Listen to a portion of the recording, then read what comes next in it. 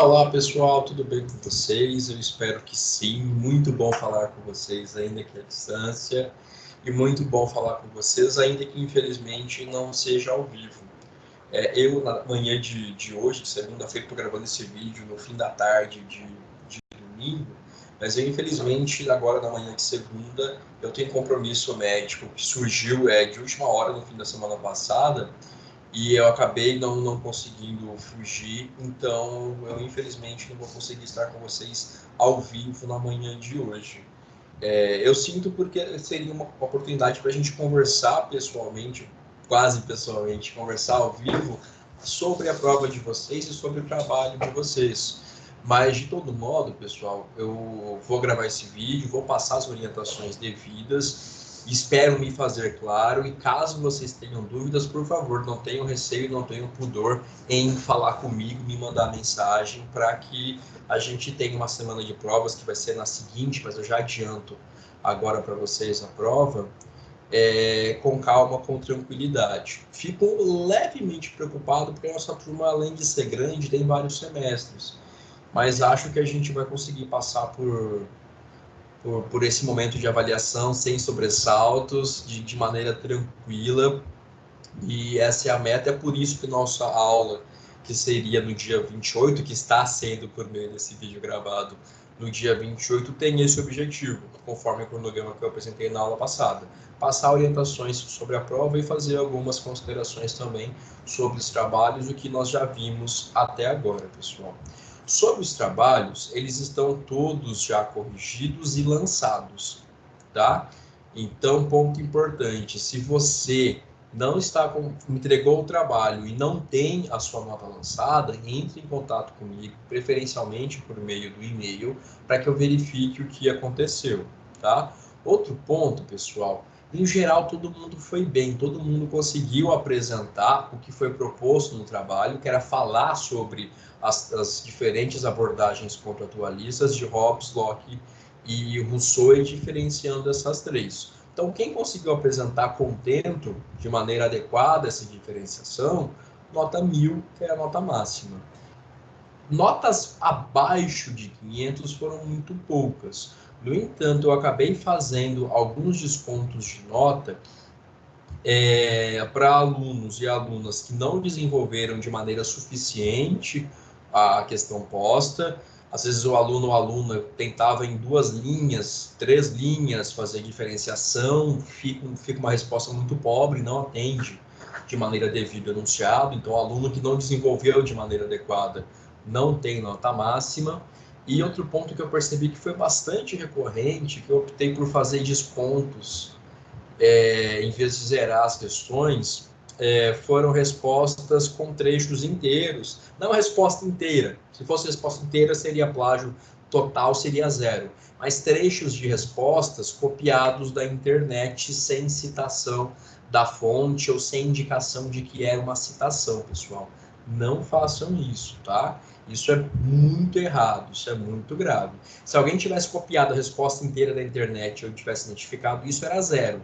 O que eu percebi que foi muito comum, e eu fiz descontos de nota, no mínimo de 300 pontos, no mínimo, por conta de trechos que foram copiados da internet. E às vezes a pessoa começava a escrever com as próprias palavras, mas de repente vinha algo pronto, desconexo com o que estava sendo dito. À medida que eu vou lendo, a percepção disso ela surge facilmente. Então, para alunos e alunas que fizeram isso, eu acabei promovendo desconto de nota também, e eu desde logo reforço, pessoal. Quando formos fazer a atividade 2, eu vou falar novamente, mas saibam desde agora. Se isso acontecer novamente na segunda atividade, vocês já estão avisados, eu vou ter que vou ter que zerar o trabalho de vocês, tá? Se isso voltar a acontecer, a gente temos alunos de primeiro ano mais aqui, temos alunos já bastante avançados no curso. Eu não vou aceitar que vocês entreguem respostas de trabalho com trechos da internet. Por outro lado, alguns alunos apresentaram respostas excelentes, respostas que acompanharam que a gente expôs em aula, que acompanharam o material, que acompanharam o que foi debatido, que foi exposto durante a aula, respostas objetivas, precisas, Para mim, as respostas mais lindas eram as que tinham 3 ou 4 parágrafos, que indicavam ali em cada um pensamento de cada filósofo, e a partir disso iam construindo as diferenças entre as abordagens contratualistas, que vão ter impacto no direito e no Estado. Porque, ao fim e ao cabo, o que a abordagem do contrato social faz é justificar alguma forma de Estado. E, de maneira ainda que indireta, dá as bases do que seria o direito nesse Estado e a identidade que a gente começa a ver a partir de Hobbes entre o direito e o Estado. Mas respostas excelentes, algumas foram apresentadas, a maioria de vocês foi muito bem.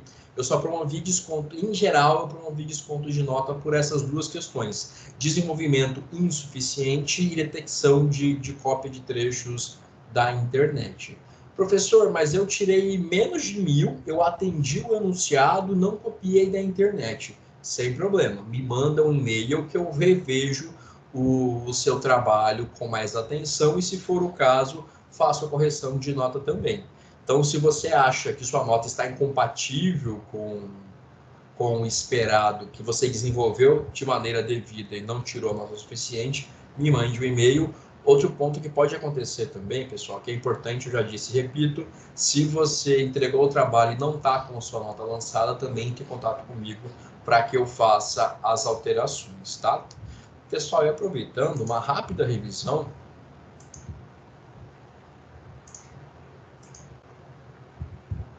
Isso que a gente vai atender aqui um pouquinho, sobre o que a gente já viu até agora. E começou justamente, a gente teve uma aula inicial, em que eu expus para vocês o que era a filosofia do direito, a abordagem zetética que a gente faz a partir da filosofia do direito. Espero que isso esteja já um pouquinho mais claro na mente de vocês, porque percebam que a gente não fala de letras de lei, de constituições, de códigos propriamente ditos, os seus meandros. A gente faz uma visão externa do fenômeno jurídico. Então, o primeiro ponto que a gente conversou foi sobre justamente essa diferença entre dogmático, que é usual, e o que é zetético, e a zetética sendo um método próprio que engloba a filosofia do direito, para que na sequência a gente fosse falar justamente dos contratualistas. Isso aqui foi...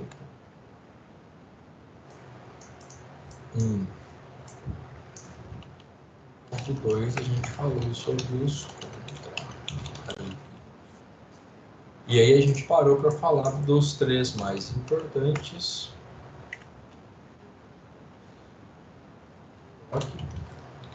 E Rousseau.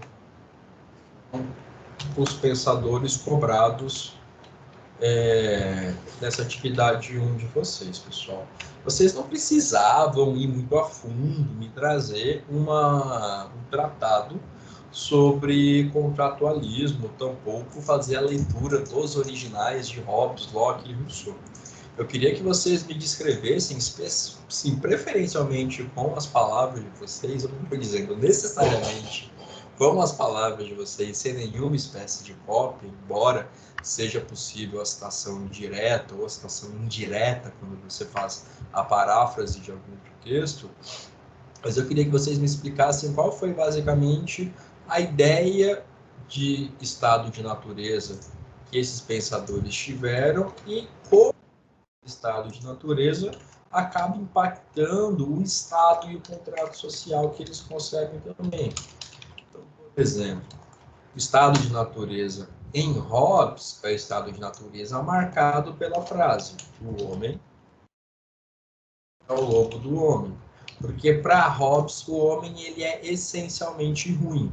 O homem ele tende naturalmente à beligerância, a criar um estado de coisas em que há conflitos permanentes entre as pessoas, em que há uma barbárie, uma selvageria. E aí Hobbes vai propor, portanto, um estado, um contrato social, o Estado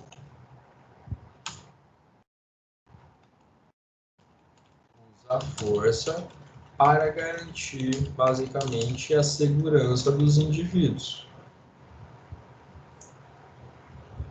para que eles saiam desse estado de natureza, para que eles saiam desse contexto de selvageria. Então, o contrato social de Hobbes, ele vai ser pautado na noção de garantir segurança e vai ser pautado, acima de tudo, na ideia de que, para que ele exista, deve haver submissão entre os súditos e o governo, e o governante.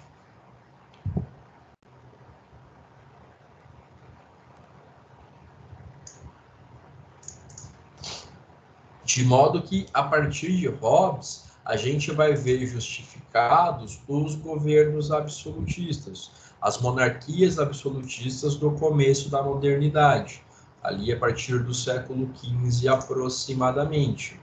Então, Hobbes vai ser um cara que vai ver o que ele concebe como estado de natureza, uma realidade humana pré-estado, e vai falar, olha, se não houver um estado forte com condições de controlar a selvageria humana, nós estamos fadados a assumir da face da Terra, porque nós vamos nos autodestruir. Então, portanto, as pessoas celebram um contrato social, os indivíduos celebram um contrato social, lembrando que esse contrato é sempre uma metáfora, tá? Pelo amor de Deus. Ninguém, quando sai do útero da mãe, assina um contrato, é uma ideia abstrata de pacto, de relação sinalagmática, em que eu te dou uma coisa e você me dá outra, então eu me entrego para Hobbes a minha liberdade para você, Estado, e você, Estado, em contrapartida, me garante segurança.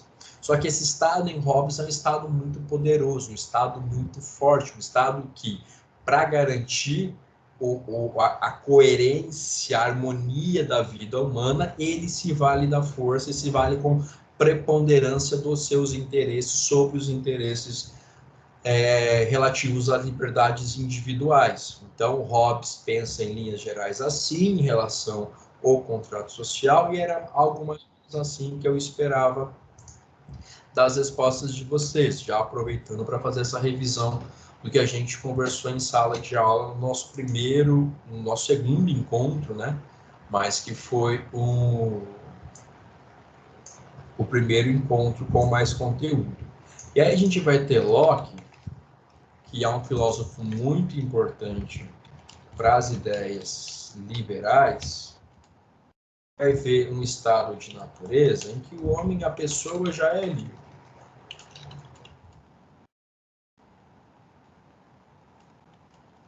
São livres e independentes.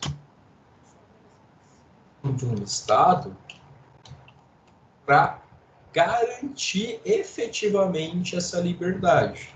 Então, o Estado, esse contrato social pensado por Locke, ele é um Estado que vai garantir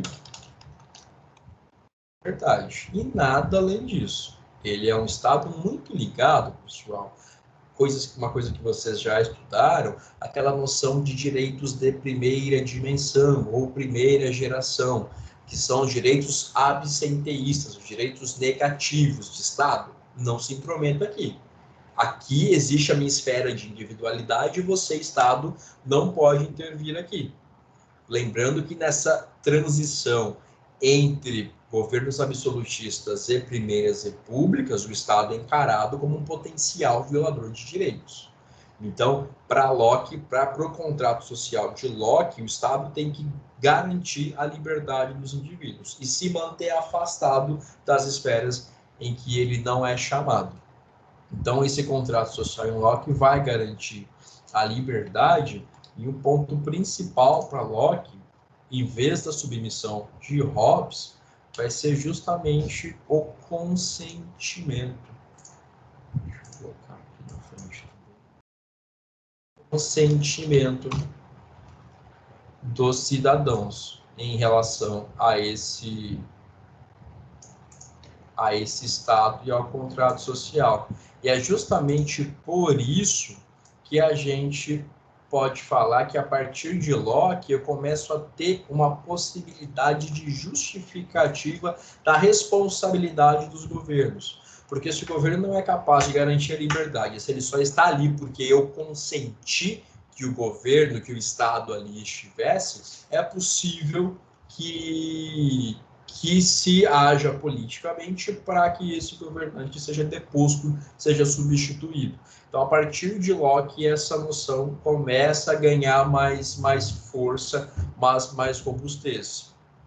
Lembrando que Locke vai representar bastante essa virada em relação ao que Hobbes pensava, porque Hobbes fundamenta um Estado absolutista, um Estado totalitário. Locke vai propor um Estado também, embora pensando também a partir do contrato social, vai propor um Estado de liberdade, um Estado mais afeto, mais ligado aos direitos de primeira dimensão e ao liberalismo jurídico, filosófico, político, econômico e etc. E aí a gente tem o último, pessoal, que é Rousseau. Que Rousseau vai pensar um estado da natureza em que o homem é bom. É possível até a gente ligar as ideias de Rousseau à noção de bom selvagem, porque se a gente parar para pensar no contexto vivido aqui, a gente está falando uma fase de desbravamento de colônias, de Américas sendo exploradas, de se ter contato com populações nativas selvagens. Então, era até possível, até possível a partir da leitura de Rousseau, justificar, e muita gente fez isso, que as pessoas nesse estado de natureza, vamos dizer assim, embora o estado de natureza não seja propriamente ligado ao índio no meio da selva, mas é uma ideia pré-estado, mas imagine que esses indivíduos indígenas do Brasil, na América Latina como um todo, em 1492, ano que Cristóvão Colombo chega aqui, eram sociedades, de certa forma, pré-estado, ou pré-estado moderno. Eram sociedades que não se organizavam da maneira com que os europeus faziam. Então, eles viam aqueles indivíduos e falavam, olha, então aqui seria um estado de natureza. Mas não é essa propriamente a noção de estado de natureza. Mas, enfim, a partir de Rousseau, cria-se a noção de que as pessoas, na verdade, são boas na essência. E a sociedade que as corrompe. E a sociedade, o meio em que elas vivem, o contrato social em que elas estão estabelecidas, é que vai criar desigualdades, é que vai criar um estado de coisas que não se coaduna com um ponto principal para Rousseau, que vai ser a ideia de igualdade. Então, existe um estado de natureza em que as pessoas são boas na essência e, na verdade, a sociedade as corrompe. Então, Rousseau, ele critica esse contrato social que vige, que vige no seu tempo, mas vai propor um contrato social que vai ser pautado na vontade coletiva e em que vai imperar a igualdade.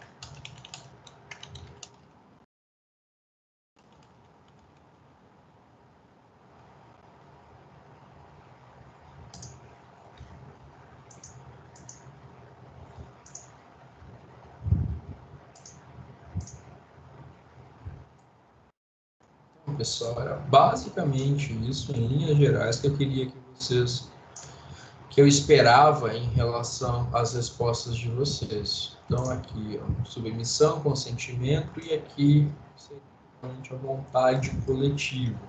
E cada um dos três vai ter uma palavrinha-chave que, ó, em Hobbes vai ser segurança, em Locke vai ser liberdade, e em Rousseau vai ser igualdade. Aqui eu vou ter ficado laranja, mas imaginem que aqui está laranja, porque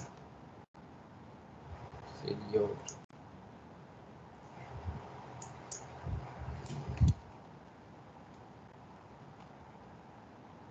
Pessoal, em linhas muito gerais, foi isso que a gente viu nesse encontro sobre os contratualistas, que foi nosso segundo encontro no geral e o primeiro encontro com mais conteúdo. Na sequência, a gente teve uma aula um pouquinho mais complexa, em que a gente conversou sobre Kant. Aí eu parei para fazer para vocês um desenho de um indivíduo para a gente tentar entender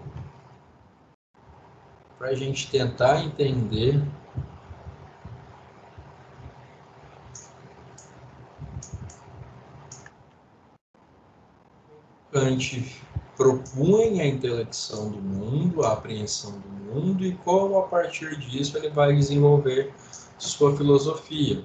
Então a gente falou que Kant não era propriamente nem um racionalista nem um empirista, mas que ele acreditava que o conhecimento ele era apreendido da experiência, mas isso só era possível em razão de uma qualidade inata dos é racional, digamos assim, ligado à noção de imperativo categórico. O inato está ligado à noção de a priorística. Existe a priori, existe independentemente de ser ensinado. Capacidade a priorística seria aqui. Então, o indivíduo se relaciona com o mundo na medida em que ele tem essa capacidade inata, prévia, a priorística, que está ligada a um traço moral universal que Kant vai chamar mais à frente de imperativo categórico. Vai ser justamente o ponto central, o núcleo da filosofia kantiana. Porque a partir da noção de imperativo categórico, que nós discutimos a respeito, ela diz que existem valores morais universais que têm que ser pautados na vontade do indivíduo e só. Então, o imperativo categórico ele vai determinar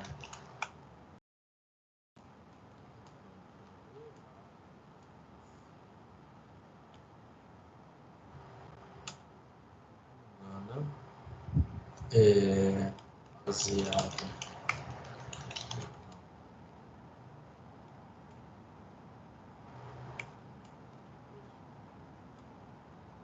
caráter universal, ou seja, todos os seres humanos em qualquer idade, época e ponto do globo têm condições de agir de acordo com esse imperativo categórico. Pessoal, isso vai ser muito importante porque a partir disso a gente vai extrair o que até hoje tem bastante influência no campo do direito, em especial dos direitos humanos, que a gente falou durante a aula, que era a cláusula, outras possíveis nomenclaturas, cláusula do valor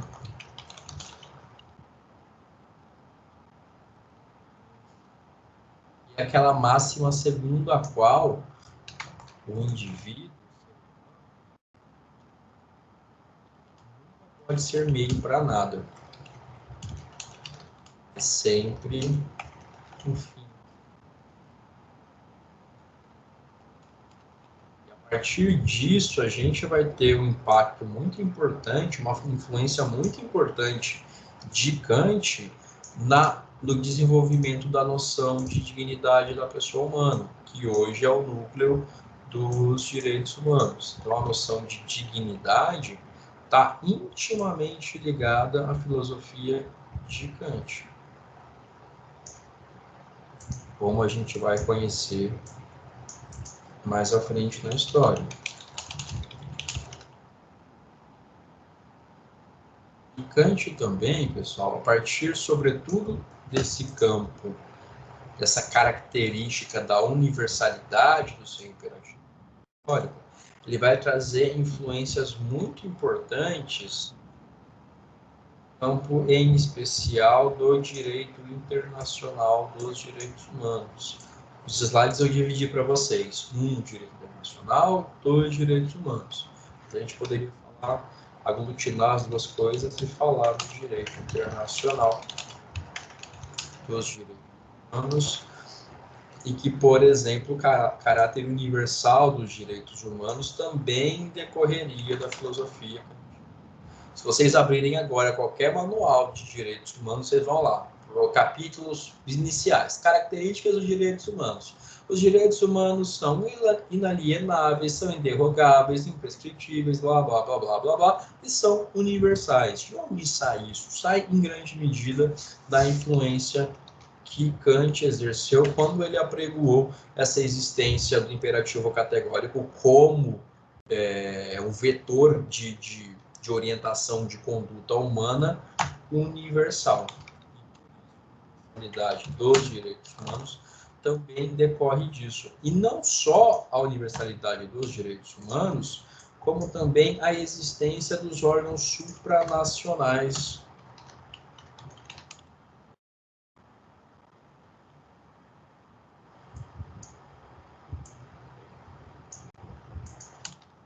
de defesa dos direitos humanos, como a própria OIT, que vai surgir em 1919, como a Liga das Nações, que vai surgir um pouquinho antes, que é a precursora da ONU, a Corte Internacional de Justiça, aqui para a gente na América Latina, a OEA, a CID, a Comissão Interamericana de Direitos Humanos, a Corte Interamericana de Direitos Humanos, o Sistema Africano de Direitos Humanos, o Sistema Europeu de Direitos Humanos, as organizações que têm finalidade econômica, como o Mercosul, como a União Europeia. Então, essa relação de órgãos supranacionais, ela está muito ligada às noções de Kant, conforme a gente conversou, e para esse campo específico do direito internacional dos direitos humanos, está ligado a esses órgãos supranacionais de defesa dos direitos humanos também.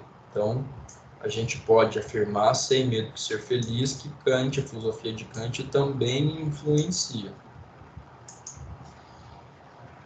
Quem mais que falou sobre Kant? A gente falou sobre a diferença entre direito e moral também, que o direito, ele, quando determina que alguém faça algo, se eu ajo de acordo com uma norma, não porque eu acredito que a norma seja de fato moral, mas em razão de algum incentivo ou de coação, eu não estou agindo de acordo com o imperativo categórico.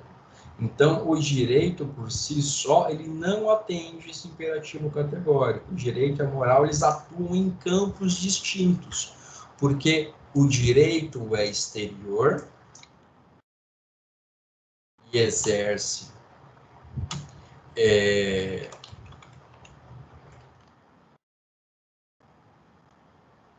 influência sobre o agir do indivíduo,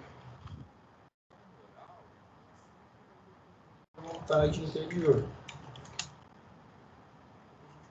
Poxa, eu vou ser bom pelo só fato de ser bom. Eu vou fazer doação porque eu quero doar alguém, porque eu quero doar para alguém, porque eu quero ser solidário.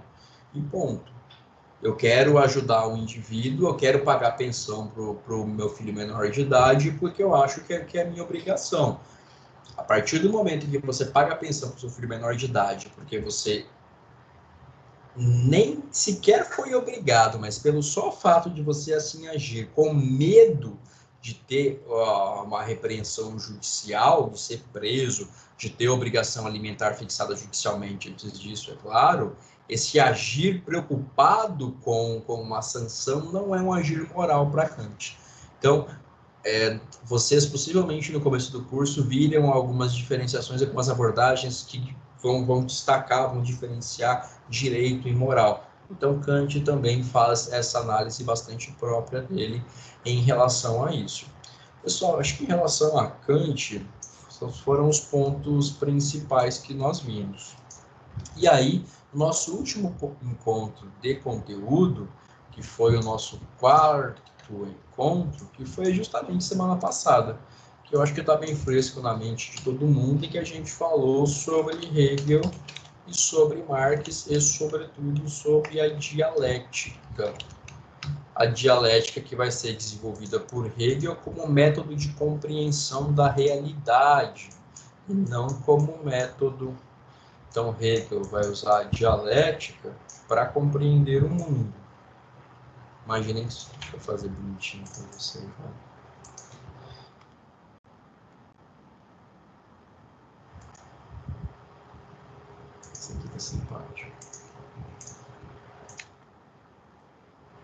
Então, Hegel vai usar a dialética para compreender o mundo, compreender a sociedade, e inclusive justificar a existência do Estado de Direito, quando ele, entre outras construções, vai falar que a existência da lei, da sujeição do Estado à lei que ele mesmo cria, na verdade, é a síntese em que a tese é o absolutismo, a antítese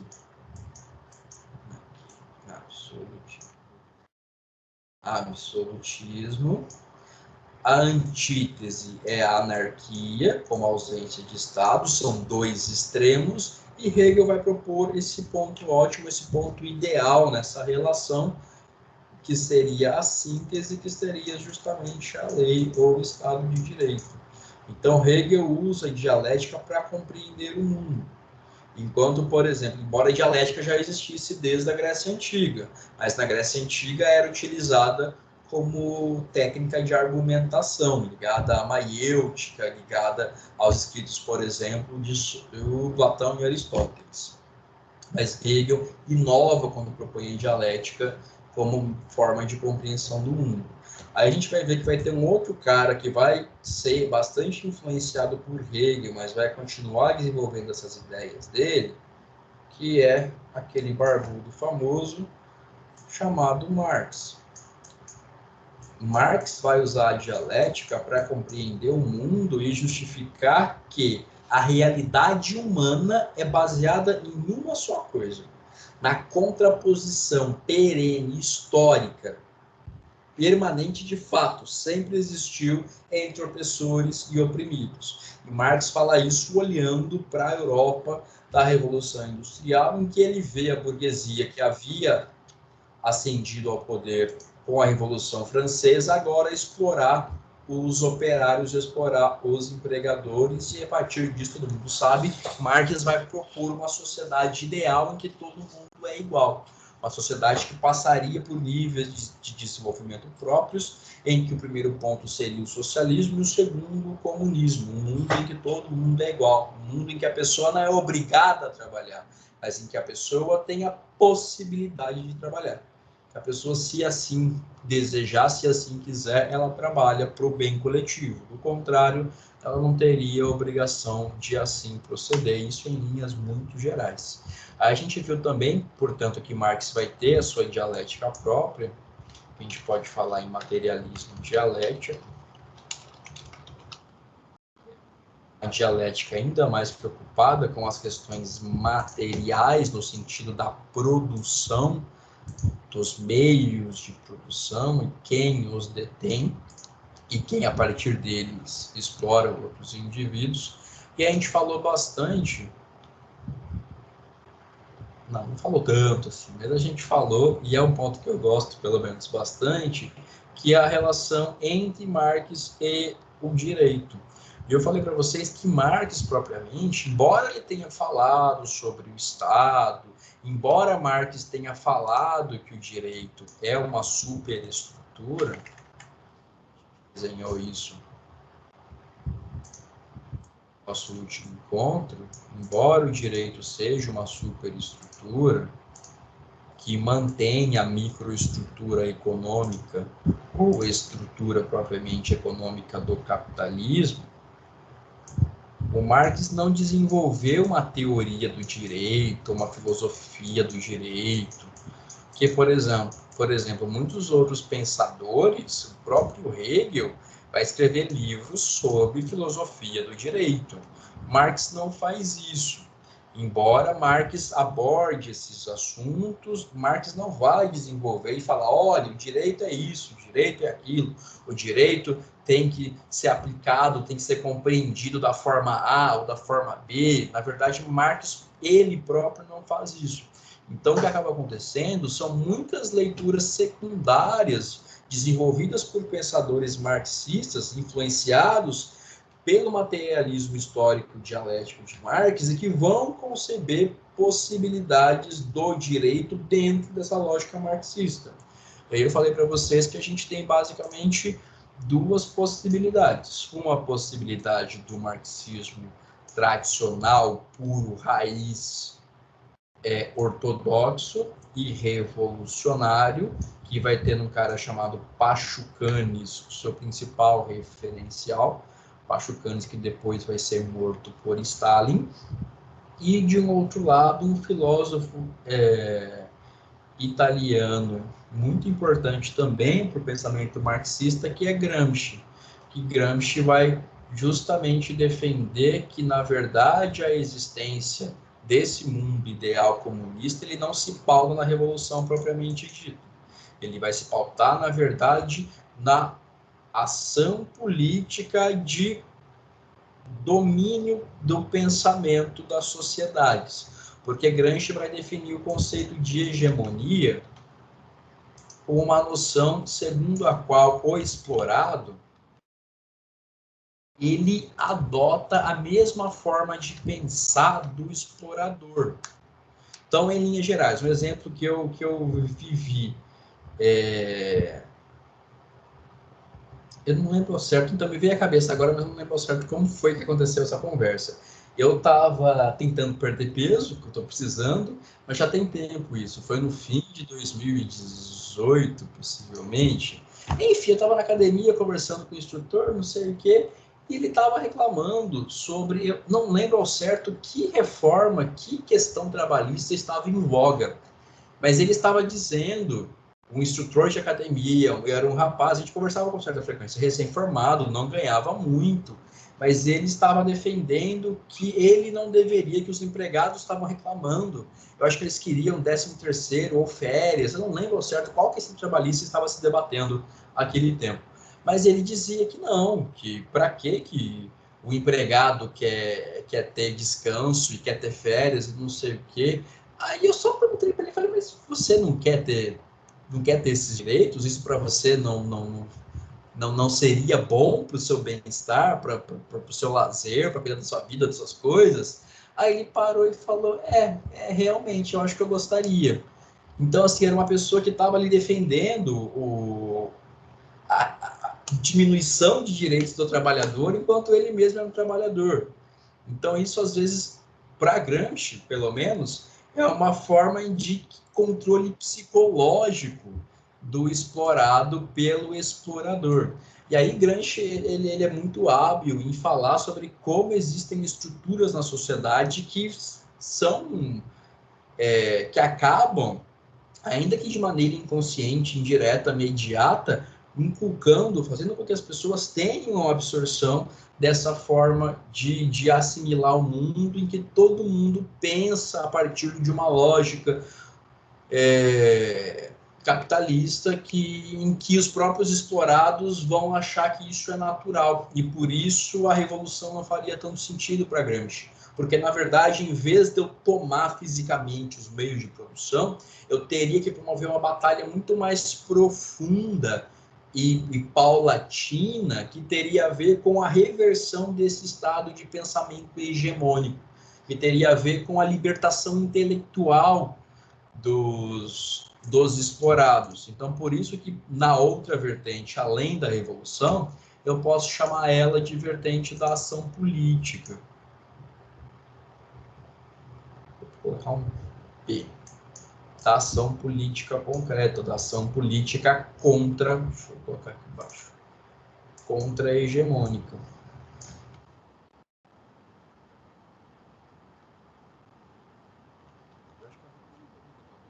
Conceito de hegemonia no último encontro. Agora que eu tô falando, eu falei, mas isso aqui eu não falei tanto em sala. Acho que a gente estava já cansado. Todos nós. Foi uma aula que estava passando as 2 horas. Mas esse conceito é o conceito central da filosofia de Gramsci. É um conceito muito, muito interessante que influencia também muitos pensadores até hoje. Enfim, a gente fez essa diferenciação sobre as perspectivas marxistas em relação ao direito. Pessoal, foi basicamente isso que a gente estudou ao longo dessa primeira parte do semestre, e eu estou sempre pautado naquele meu intuito que eu expus para vocês, de apresentar para vocês esses pensadores que marcam muito nossa forma de vida, o direito, o Estado, e como a gente aprende e aplica tudo isso para que isso faça sentido para vocês de algum modo, tá? Eu não acho justo vocês terem que ficar decorando o que cada coisa chata, o que cada um pensou e decorar o pensamento de 30 filósofos. Não faz sentido isso para mim. Quero que vocês consigam pelo menos descobrir, de acordo com o que vocês acreditam, de que tronco de pensamento surge aquilo.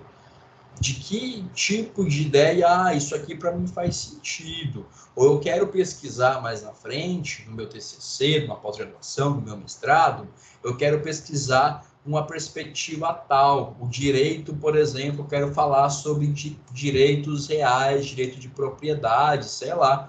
E você poderia tirar fundamento em Locke para isso, ou saber que o Locke vai influenciar em grande medida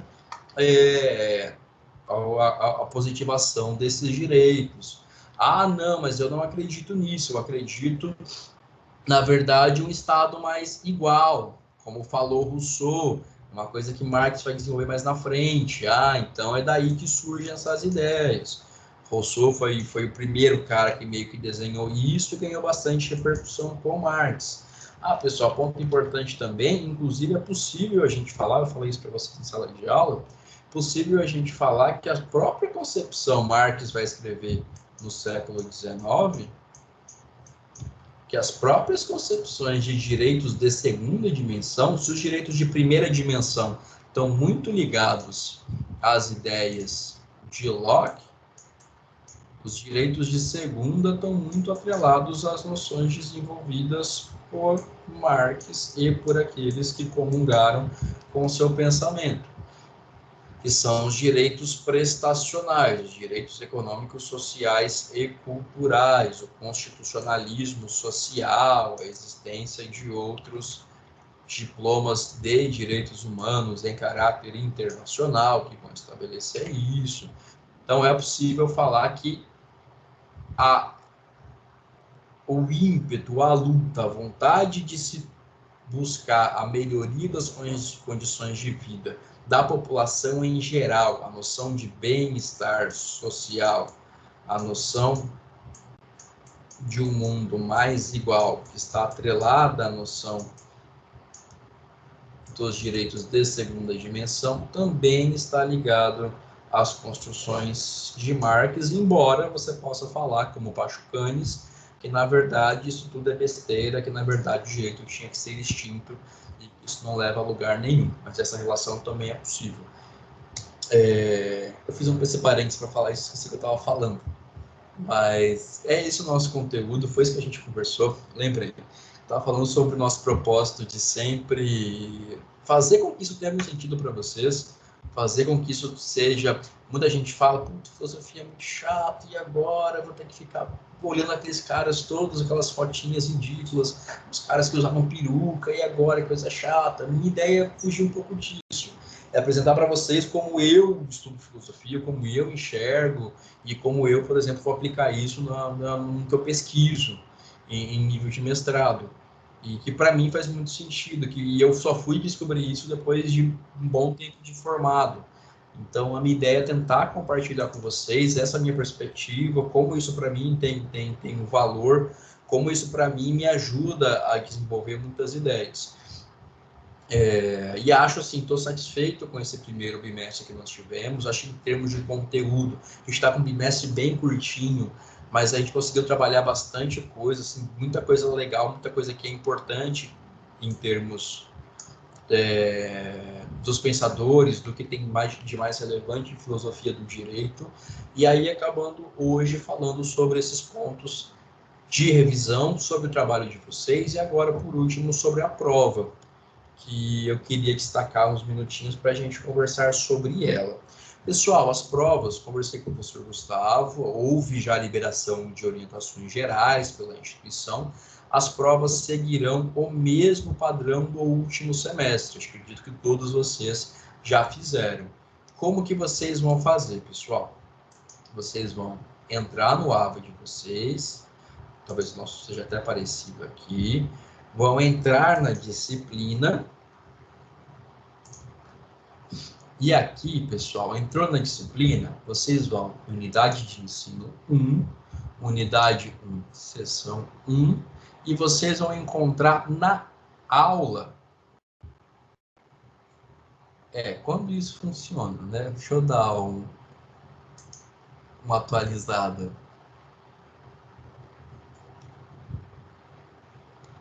Ai, ai. Eu testei antes de fazer o vídeo, eu falei, quer ver que na hora do vídeo vai dar pau nesse negócio? Então, vocês cruzem os dedos, porque na unidade 1, seção 1, aula, é para aparecer a prova de vocês que não está aparecendo. Era para estar aqui, ó. Embaixo da videoaula 1, deixa eu entrar isso aí para ver se ele aparece.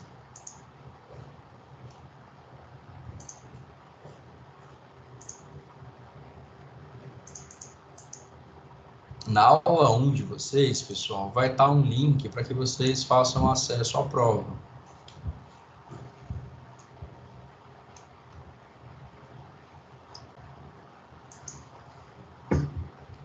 Filosofia do Direito, unidade 1, seção 1. Então percebam, se vocês tiverem dificuldade, façam a mesma coisa, tá? Atualizem, saiam, entrem. Ela apareceu aqui. A prova em nenhum de vocês. Eu estou fazendo esse vídeo agora, são 6h30 de domingo. Amanhã, quando vocês receberem esse vídeo, a prova já vai estar liberada, tá?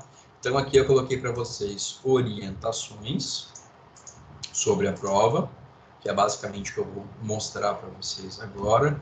Só se atentando, pessoal, que vocês têm até o dia 9 de outubro, às 23h59 de Brasília, para entregar a prova. Eu conversei com o professor Gustavo, ele me autorizou a proceder como eu já estava fazendo no semestre passado, que é liberar para vocês com mais antecedência a prova. Então, hoje você já tem acesso à minha prova. Quem quiser, depois desse vídeo, já parar, baixar a prova e fazer, fique à vontade, não tem problema nenhum, não há prejuízo nenhum. Inclusive, quero que vocês tenham a semana de provas a mais tranquila possível e que vocês tenham tempo de corrigir problema técnico, falar comigo, resolver. Não deixem para a última hora, tá? Vocês vão ter praticamente 2 semanas para fazer essa prova.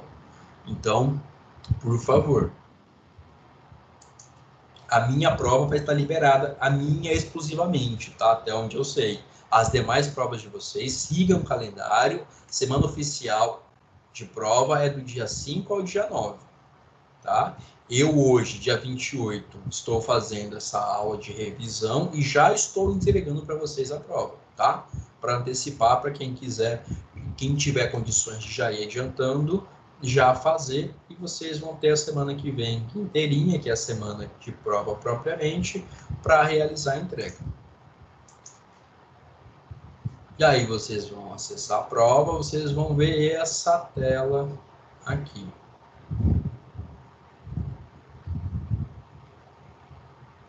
Aqui, pessoal, vocês têm o link para baixar a prova. Nós vamos baixar a prova, ó, vou jogar na minha área de trabalho e vamos abrir a prova de vocês.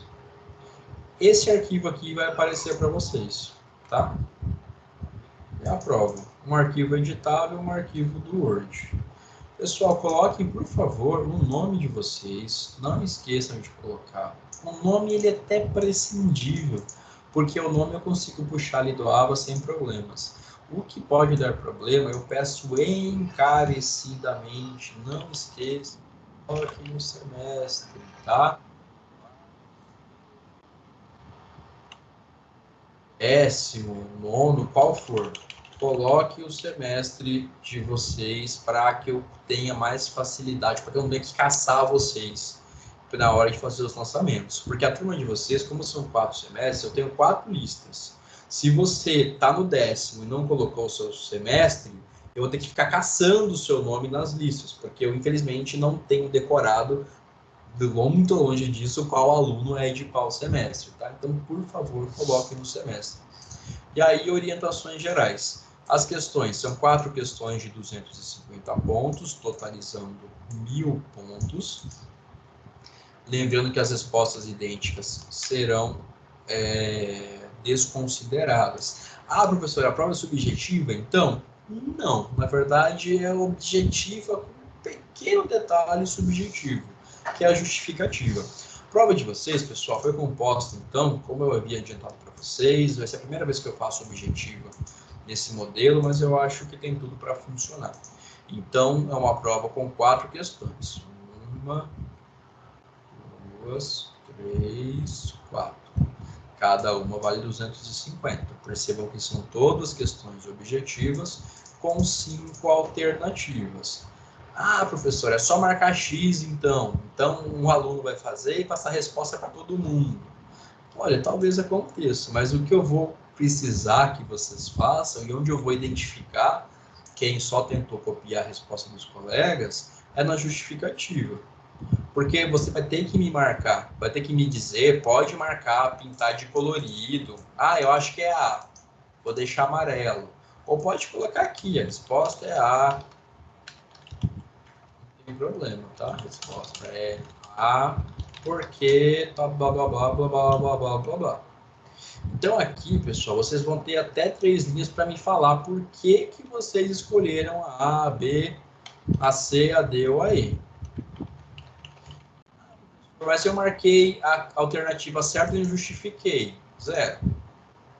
Ah, professor, mas eu sabia e não justifiquei. 0. Ah, professor, eu marquei e justifiquei errado. Resposta parcial. Se você acertar todos os X, mas não justificar nenhuma, sua nota é 0.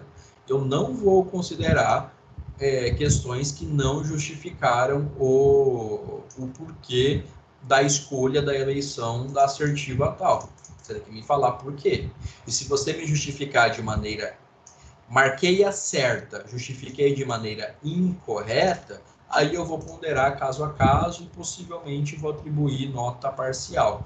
Marcou a alternativa errada e justificou errado, 0 também. Tá? Então, resposta que vai tirar 250 é a resposta que vai marcar a letra certa e vai me justificar de maneira, olha, professor, eu marquei a C como errada, a C está errada por conta disso, porque na verdade é isso. Tá? Tem que falar por que você escolheu alguma das alternativas, tem que justificar o porquê das alternativas. A prova está relativamente extensa, pessoal, então não são questões tão pequenininhas. Vejam a primeira, por exemplo, uma questão grandinha. Mas acho que vocês têm condições de fazer no que seria praticamente nosso tempo de aula, que seriam 2 horas aproximadamente. Evidentemente, consultando materiais, conversando com colegas, a prova é pensada para que vocês tenham esse tipo de interação uns com os outros. As pessoas sabem que eu sou bastante chato com a questão da deslealdade da POP. Então, poxa, eu conversei com um colega tal e ele disse que a 1, na verdade, não é C, que a 1, na verdade, é D. Ah, eu vou marcar D, então. E o que eu vou justificar? Poxa, o colega falou que a D está errada por conta disso, mas eu acho que não é isso, não. Então, esse tipo de raciocínio de interação, eu acho saudável que vocês tenham. O que eu não quero é que o aluno deixe de fazer a prova e só copie e colhe a resposta de quem fez. Então, por isso, esse meu mecanismo de justificativa.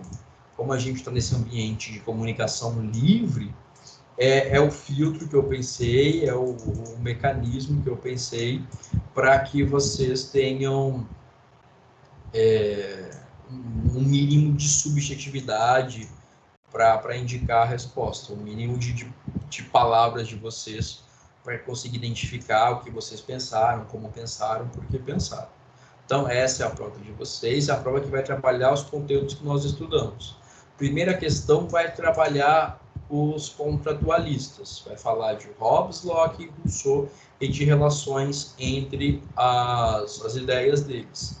Segunda questão vai falar de Kant especificamente em relação ao imperativo categórico. Terceira questão ainda vai falar de Kant, mas em relação ao que ele propõe para a paz perpétua e como isso se relaciona com as relações internacionais, com o direito internacional e com os direitos humanos. E a quarta questão vai abordar o ponto da nossa última aula, que foi a dialética em Hegel, em Marx, esses pontos que eu acabei de desenhar, de rabiscar para vocês aqui. Pessoal, só tomem cuidado, eu não expliquei a prova aqui, tá? Eu fiz uma revisão com a apresentação dos pontos centrais de cada uma das ideias expostas, de cada um dos pensadores expostos. Eu fiz a prova de maneira que vocês não vão conseguir dar um Ctrl F, por exemplo, no material de vocês ou no livro e achar a resposta. Vocês vão ter que ter entendido. Vocês têm que entender e assinalar e aí justificar. Então, vocês não vão... O que eu sugiro? Que vocês vejam, em especial, os slides. E quem assistiu todas as aulas, que se valha de suas anotações, ou que se valha de sua memória.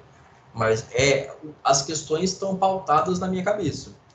Então, é basicamente o que a gente conversou, e é claro que eu não invento, é claro que tem um embasamento nos livros que eu indico para vocês do porquê disso. Mas, assim, a fonte, eu não copiei isso aqui de lugar nenhum, eu não tirei do livro A, não copiei trechos de um livro. Então, assim, nem percam tempo tentando dar Ctrl F. O que eu sugiro, vejam os slides. E aqui, quem assistiu às aulas, eu acho que vai sair na frente. Eu acho que os slides vão ser um ponto de revisão também, de achar ali um detalhe, alguma fala minha, porque o slide ele acaba sendo o ponto, o material que vocês têm acesso, que mais reflete o que eu digo em sala de aula, que é basicamente de onde saíram essas questões. Então, não percam tempo dando Ctrl F em livros.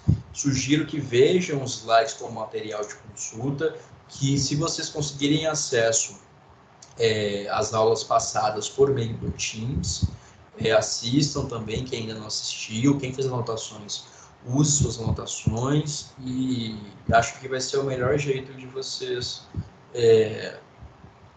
responderem a essas questões.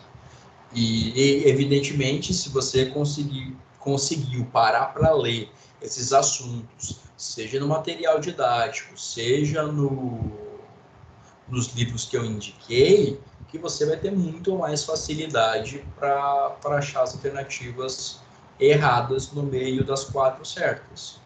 Mas eu sugiro, professor, não fiz sua aula, estou chegando agora, o que eu faço? Me ajuda. O que eu sugiro? Veja os slides e veja as minhas aulas, caso você não tenha visto.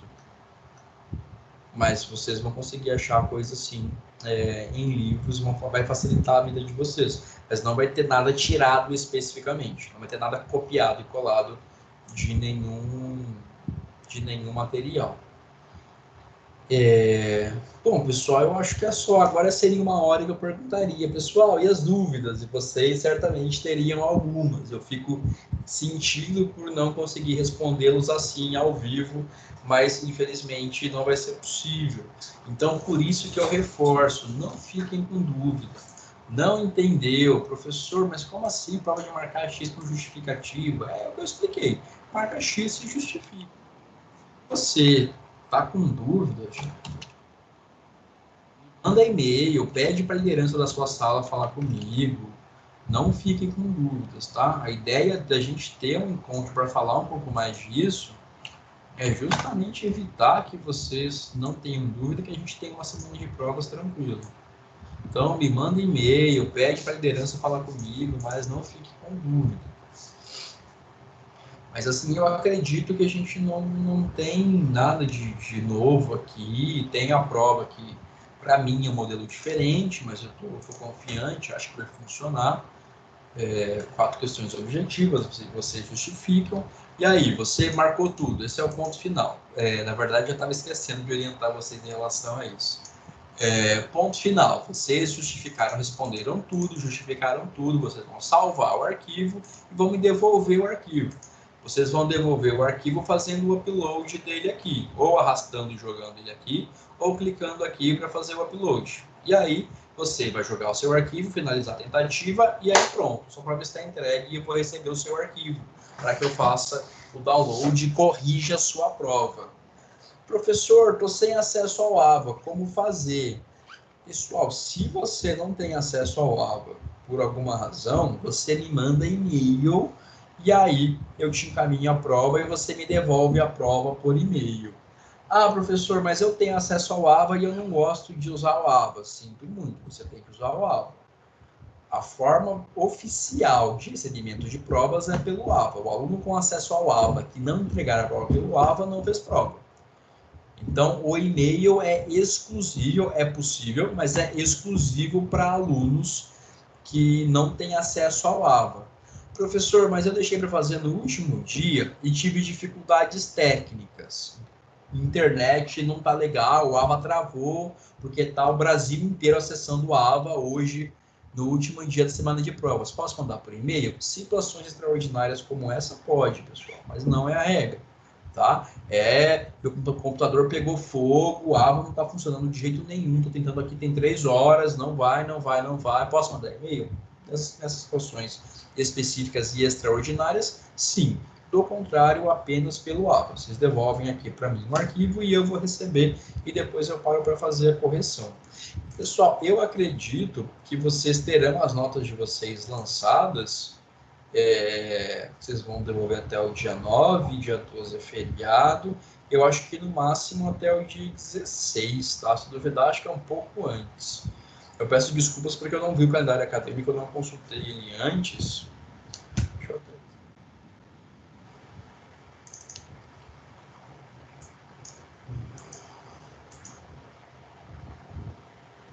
Calendário.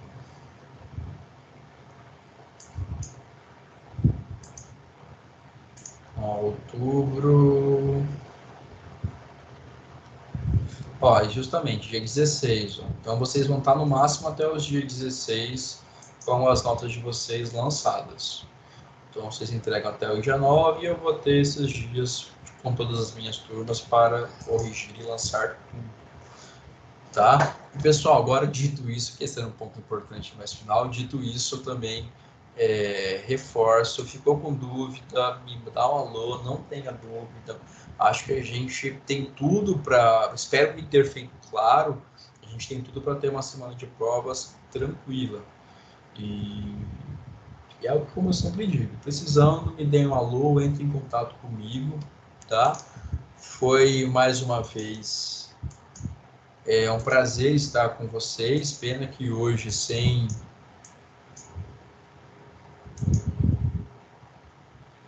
as interações ao vivo, pena que hoje sem a gente conseguir se comunicar efetivamente, agora é mais uma coisa de mão única, né?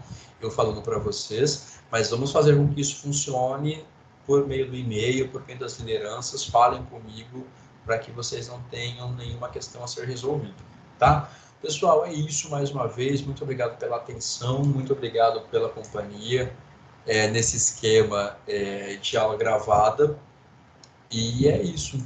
Entre em contato comigo, a gente vai demorar para voltar a se ver, porque a gente vai ter, então, semana do dia 9, semana de provas, dia 16 eu lanço, a gente vai se ver de novo agora só no dia 19 de outubro, quase daqui a um mês, daqui a 3 semanas. Mas, reforço, nesse período eu fico à disposição de vocês, só me dá um alô, falem comigo pelos canais que vocês já estão acostumados, e é isso, uma boa prova para todos, uma excelente semana de provas e mais à frente, um ótimo feriado, pessoal. Um abraço.